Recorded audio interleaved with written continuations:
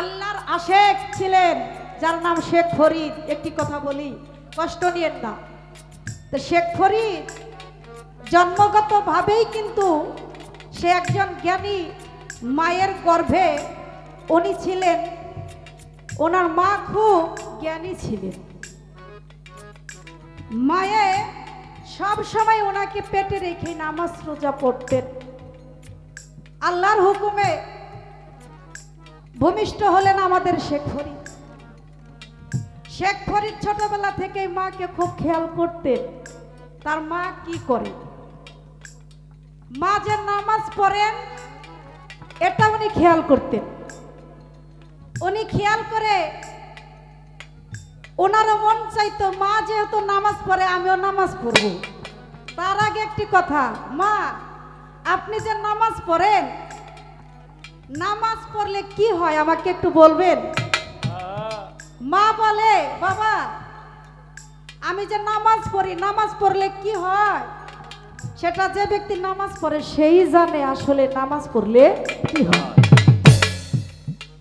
বলে কি করো? বলে আসসালাতু মুশাহাদু ইসমা আহমদ, আহমদ নামের মুশাহেদায় আমি আল্লাহকে স্মরণ সংযুক্ত রাখি। যখন আমি আল্লাহকে স্মরণ সংযুক্ত রাখি তখন আমার আল্লাহ আমার প্রতি খুশি হইয়া আমাকে একটা বস্তু দেয়। বলে কি কি দেয় আপনাকে বলেন? সন্তানকে বোঝানোর জন্য, ছোট মানুষ তাকে বোঝানোর জন্য মায়ে বলে, বাবা রে নামাজ পড়লে পরে আল্লাহ পাক চিনি দেন। বলে নামাজ পড়লে পরে চিনি পাওয়া যায়, তা চিনির প্রতি তো বাচ্চারা স্বাভাবিক দুর্বল থাকে, তাই না? নামাজ পড়লে যখন চিনি পাওয়া যায় তাহলে আমিও নামাজ পড়বো। এখন মা তো কথাটা বলছে সন্তানও যেন ইবাদত করে, সন্তানও যেন নামাজ পড়ে, এই জন্য উনি কথাটা বলছে। কিন্তু বলেও একটা জিনিস চিন্তা করছে যে আল্লাহ তো চিনি দেয় নামাজ পড়লে, আমার বাচ্চাটা তো এখন চিনির জন্য দুর্বল, নামাজ পড়লে যদি আমার বাচ্চা চিনি না পায় তাহলে বলবে আমার মা মিথ্যাবাদী, আল্লাহ মিথ্যাবাদী। এই জন্য উনি কি করলেন? উনি সন্তানকে নামাজ পড়ানোর জন্য উনি চেষ্টা করলেন যে বাবা তুমি নামাজ পড়ো। তার আগেই মায়ে খুব জ্ঞানী, জায়নামাজের নিচে প্রায় সময় চিনি রাখতেন, আর উনি চিনি রেখে চলে যেতেন। কিন্তু শেখ ফরিদ এই বিষয়টা দেখতেন না, কিন্তু উনি বিশ্বাস করতেন যে নামাজ পড়লে পরে চিনি পাওয়া যায়। এই জন্য উনি নামাজ পড়ার পরে জায়নামাজ উঁচু করে দেখে সত্যি সত্যি চিনি। ওই চিনি উনি খাইতেন আর মাকে এসে বলতেন হাসতে হাসতে, মা চিনির যে এত স্বাদ আগে জানতাম না, নামাজ পড়লে যে চিনি পাওয়া যায় আমি প্রতিদিনই নামাজ পড়ব। এই জন্য শেখ ফরিদ প্রতিদিন নামাজ পড়তেন আর প্রতিদিন চিনি পাইতেন। একদিন মায়ে কাজের ভিড়ে চিনি দেবার কথা তার মনে নাই। যখন চিনি দেবার কথা মনে নাই তখন শেখ ফরিদও নামাজ পড়তে গেছে, চিনি দিতেও মায়ের মনে নাই।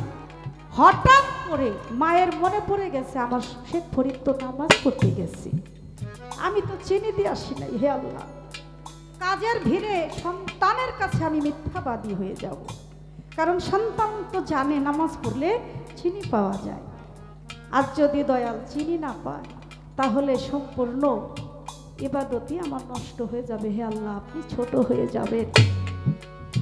আমার মালিক বলে আমার বান্দা আমার স্মরণে নামাজ পড়ছে, আমার প্রতি ইয়াকিন আছে, নামাজ পড়লে চিনি পাওয়া যায়। অত ছোট মানুষ বিশ্বাস করেই নামাজ পড়তেছে, ইবাদত করতেছে, আমার ইবাদত করতেছে। আমার আল্লাহ জিব্রাইলের মাধ্যমে পাঠাইয়া দিছে, ও জিব্রাইল দৌড়াইয়া যাও, আমার শেখ ফরিদ নামাজে দাঁড়াইছে, তাড়াতাড়ি তুমি তারে চিনি দিয়ে আসো। জিব্রাইল চিনি সাথে সাথে এনে জায়নামাজের নিচে রেখে গেছে। এখন সব দিনের থেকে ওই চিনি খায়, সবচাইতে বেশি সুস্বাদু সেই চিনি। এখন এই চিনি তো মায়ে রাখে নাই, চিনি খায় আর মায়ের কাছে গল্প করে, মা চিনি এত মিষ্টি, তুমি প্রতিদিন যে চিনি দাও অধিক মিষ্টি, এই চিনি মা তুমি কোথা থেকে এনেছো? বলে আমার আল্লাহ আমাকে কত ভালোবাসে, আমার ইজ্জত সম্মান রক্ষা করেছে যে আজকে আমার আল্লাহ সরাসরি জিবরাইলের মাধ্যমে এই চিনি দিয়ে গেল। দুটি চোখের পানি ছেড়ে দিয়ে আল্লাহর কাছে উনি আরো কাকুতি মিনতি করতে লাগলো এবং সন্তানকে বলল, বাবা রে, শুধু শুধু এই ইবাদত করলেই আল্লাহ পাওয়া যাবে? বলে কি করতে হবে? বলে বাবা শুধু নামাজ পড়লে তো হবে না, তুমি জঙ্গলে যাও। বলে আমাকে এই সময় জঙ্গলে পাঠাবেন আম্মা? বলে তুমি আমার সন্তান, তুমি জঙ্গলে যাও। বলে মা কবে আসবো? বলে এটা আমি নির্ধারিত বলতে পারবো না, তুমি কবে আসবা, তবে তুমি জঙ্গলে যাও। জঙ্গলে গিয়ে তুমি তার সাধনা করো যাকে পাওয়া ছাড়া কখনোই তুমি একজন শুদ্ধ মানুষ হতে পারবে না। মায়ের কথা শুনে বলে ঠিক আছে মা, আমি যাব। জঙ্গলে রওনা হওয়ার সময় মায়ে ঝোলার মধ্যে দুটি রুটি দিয়ে দিছে। দুটি রুটি নিয়ে শেখ ফরিদ জঙ্গলে গেছে। প্রথম দিন গেছে, রুটি বের করছে খাওয়ার জন্য, ক্ষুধা লাগছে। এখন চিন্তা করে আমি যদি আজকে এই রুটিটা খেয়ে ফেলি তাহলে তো রুটি শেষ হয়ে যাবে, তাহলে আমি আজ আর খাবো না, কষ্ট করি কালকে খাবো। কালকে আবার রুটিটা যখন বের করছে তখনও উনি চিন্তা করে এই রুটি যদি আজ খাই তাহলে রুটি শেষ হয়ে যাবে। এমনি করতে করতে আজ খাবো না কাল খাবো, আজ খাবো না কাল খাবো, 12 বৎসর পার হয়ে গেছে বাবা। 12 বৎসর আল্লাহর ইবাদত করেছে সে, দুনিয়াবি যে খাদ্য এই খাদ্য সে আর খায় নাই। রুটি না খেয়ে ঝোলার মধ্যেই রুটি রয়ে গেছে। 12টি বৎসর অনাহারে সে মাওলার ধ্যানে পার করে 12 বৎসর পর আবার মায়ের কাছে ফিরে এসে বলে, মা আমি তো জঙ্গল থেকে আমার দয়ালের সাধনা করে আসছি, আমার মালিকের সাধনা করে আসছি। বলে বেশ ভালো, তুমি সাধনা করে আসছো, ভালো কথা, তবে তোমার ঝোলার মধ্যে যে দুটি রুটি দিয়েছি, রুটি কি করছো? বলে আমি রুটি খাই নাই, মায়ের কাছে রুটি দিয়ে দিচ্ছি। মায়ের রুটি পেয়ে বলে, বাবা রুটি খাও নাই কেন? তোমাকে তো রুটি খাইতে বলছি, তুমি রুটি খাও নাই কেন? বলে মা আমি বলছি আজ খাবো না কাল খাবো, কারণ রুটি শেষ হয়ে যাবে, এই জন্য আমি আর রুটি খাইতে পারি নাই। বলে মিথ্যা বলা মহাপাপ, তুমি মিথ্যা বলছো, তোমার সাধনা হয় নাই। তুমি মিথ্যা বলছো, তোমার সাধনা হয় নাই, কারণ তুমি বলছো কালকে খাবে, তুমি তো আর খাও নাই, তাহলে মিথ্যা বলা হয়ে গেছে। এই জন্য তোমার শাস্তি হলো তোমার সাধনা হয় নাই, তুমি আবার চলে যাও। আবার চলে গেছে, এবার সাধনা করছে, কঠিন সাধনা। পা দুটো বেঁধে উপরের দিকে আর মাথাটা নিচের দিকে, এমনি করে মাথাটা নিচের দিকে বলা যত সহজ, তামিল করা অত সহজ না। কি বাজান, অলিদের কথা শুনলেও তার জ্ঞান বাড়ে।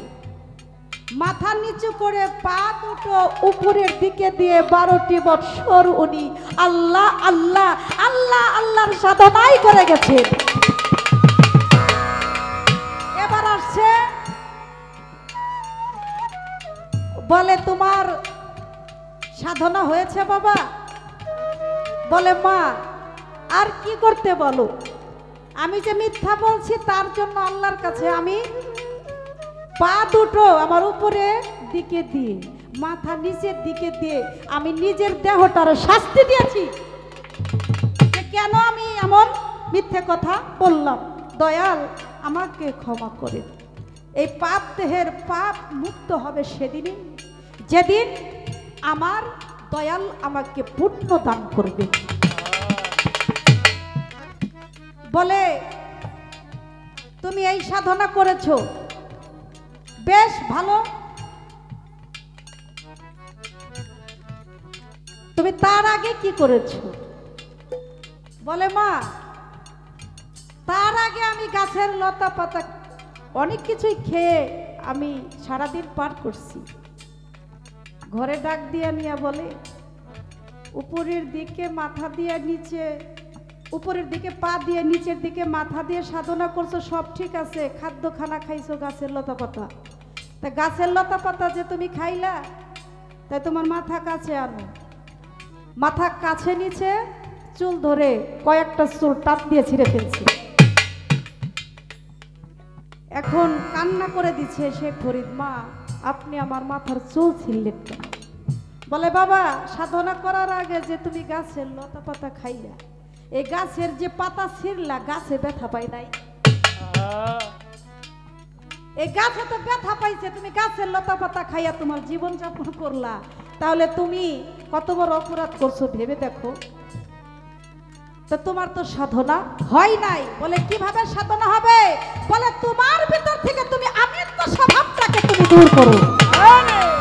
তুমি আমিত্ব স্বভাব, তোমার মাঝে যে তোমা বলতে একটা শব্দ আছে, ওই শব্দটা তুমি বাদ দিয়ে তুমি আল্লাহর রাস্তায় এই কামনাই করো যে মালিকের কাছে কখনোই যেন তুমি মিথ্যা আচার আচরণ না করো। তুমি একজন মানুষ হয়ে যেন আরেকজন মানুষকে আল্লাহর সৃষ্টির সাথে কোনো ধরনের বেয়াদবি এবং আল্লাহর সৃষ্টির সাথে কোনো ধরনের খারাপ আচরণ তুমি না করো। এই প্রতিজ্ঞা উনি করতে করতে আবার 12টি বছর পার হয়ে গেল। তাহলে 3 × 36 বছর।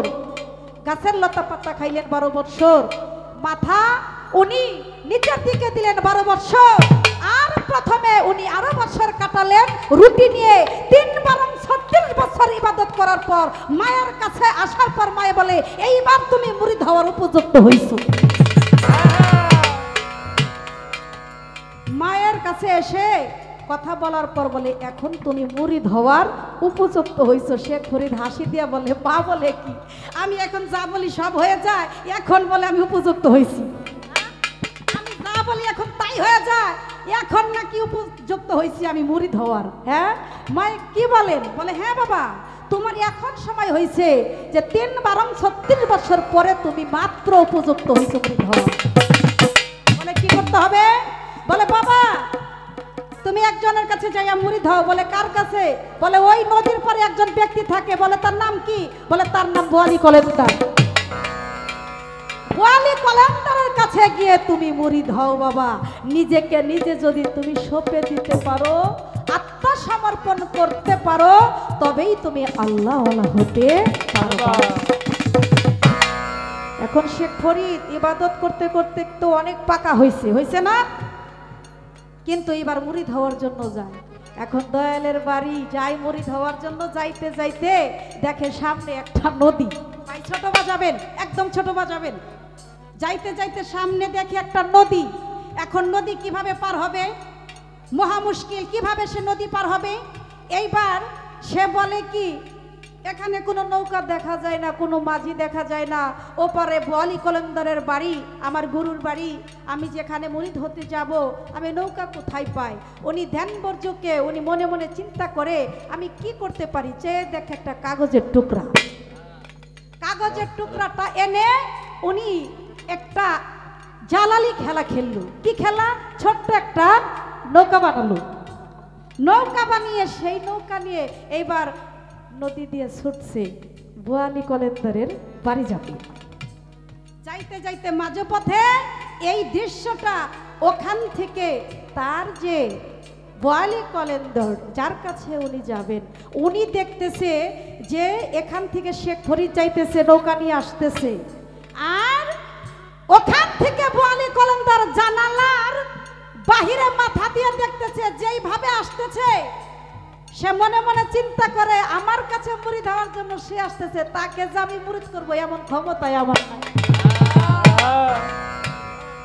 দেখেছেন বিষয়টা, যে তাকে যে আমি মুরিদ করবো এমন ক্ষমতা আমার নাই। উনিও তো আর কম জালালি জানে না। বোয়ালি কলেন্দার আল্লাহর কাছে বলে, হে আল্লাহ, আমি একটা কুদরতি খেলা এবার খেলাই। কি খেলা? উনি আঙ্গুল দিয়ে একটা ইশারা দিয়ে বলে, নদী দিয়ে আসতেছে আমার শেখ ফরিদ, নদীর মাঝপথে এমন তুফান শুরু করে দাও, তুফানের কারণে যেন শেখ ফরিদ আমার বাড়িতে প্রবেশ করতে না পারে। বলে তাই শেখ ফরিদ যেন আমার বাড়িতে প্রবেশ করতে না পারে। এইবার তো নদীতে অনেক তুফান উঠছে বাবা, নদীতে অনেক তুফান উঠে গেছে, তুফানের কারণে নৌকার সামনে নিতে পারে না। তখন আমার শেখ ফরিদ বলে, এমন খেলা খেললো কে? আর তো কেউ না, আমি যার বাড়ি যাচ্ছি আমার বোয়ালি কলন্দরি এই খেলা খেলতেছি।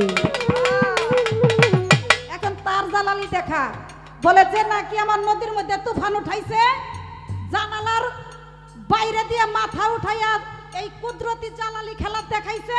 হে দয়াল, আপনি তার মাথার উপরে দুইটা শিং বানায় দেন, আপনি তার মাথার মধ্যে দুইটা শিং বানায় দেন, এই শিং জানি আর নিয়ে এই ঘরের ভিতরে আর না যাইতে পারি। এবার তো শিং হয়ে গেছে, এখন যতই টানাটানি করে আর ঘরের ভিতরে যাইতে পারে না বোয়ালি কলেন্দর।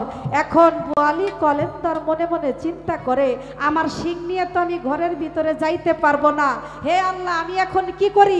তখন বলে, নদীর তুফান এখানেই শেষ হয়ে যাও। আর আমার শেখ ফরিদও বলে, নদীর তুফান শেষ হয়ে গেছে, যে নাকি আমার নদীর তুফান উঠাই দিয়েছিল সে শেষ করে দিছে, তার শিংও শেষ হয়ে যাও। এখন তার শিং শেষ হয়ে গেছে, এইবার তাকে আর সে মুরিদ করতে পারলো না, কারণ তার চাইতেও সে অধিক পাওয়ারফুল। শেখ ফরিদকে সে আর মুরিদ করতে পারলো না। অবশেষে কুতুবউদ্দিন বখতিয়ার কাছে যায়া উনি মুরিদ হলেন। কুতুবউদ্দিন বখতিয়ার কাকির কাছে গিয়ে উনি মুরিদ হলেন, কিন্তু বোয়ালি কলেন্দারেরও সাহস হয় নাই শেখ ফরিদকে মুরিদ করার জন্য। তাই বলি, নয়ন শেখ, যদি আপনার সাধনা থাকে, যদি আপনার পাওয়ার থাকে, আপনার যদি কোনো জালালি থাকে, আপনিও এমন সাধনা করতে করতে ওই রকম একজন আল্লাহ প্রদত্ত হয়ে যাবেন। আপনাকেও যে ঠকাবে, আপনাকেও যে কষ্ট দিবে, জালালি জাদু করবে, টুনা করবে, আপনাকেও কেউ আটকাইতে পারবে না।